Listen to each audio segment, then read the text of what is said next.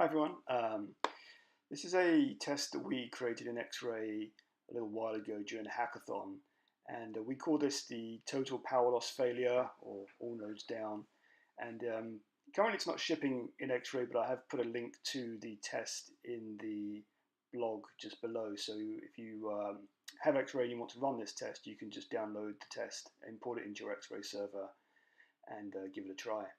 So the idea of this test is to see what happens when we lose all power to all nodes in the cluster.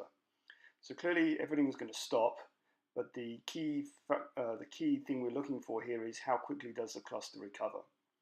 So what we do is we start an OLTP workload on every single node of the cluster, and then whilst that workload is running, and that's the important part, the work is still running.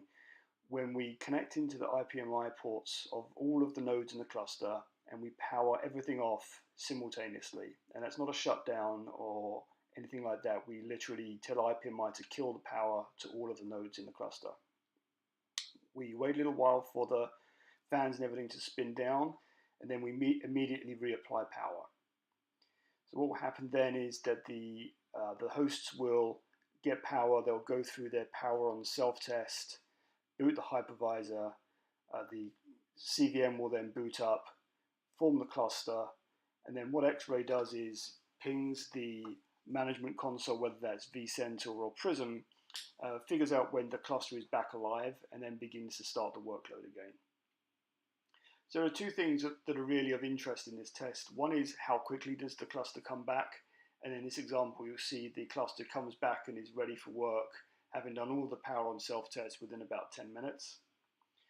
And then the second thing of interest is what I would do if I was running a data center is I would take this test and I would queue up about 10 of them or so, as many as I had time for, and just run this thing back to back, just so that I know that if power does go out in my data center, that this cluster is going to come back and I don't have to do any kind of, there's no manual intervention in this. All that's happening literally is that the nodes come back up, and then X-Ray pings the vCenter or Prism to make sure that everything's back up, and then it starts the workload. We're not doing any kind of recovery steps within the cluster itself.